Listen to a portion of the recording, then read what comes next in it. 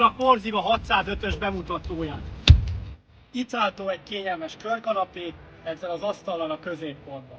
Be is kapcsoljuk a motort, először az on fokozat, és utána, hogyha vártunk ott 3 másodpercet, utána mehet a rám. Utána bekapcsoltuk a motort, be is tehetjük előre menetbe.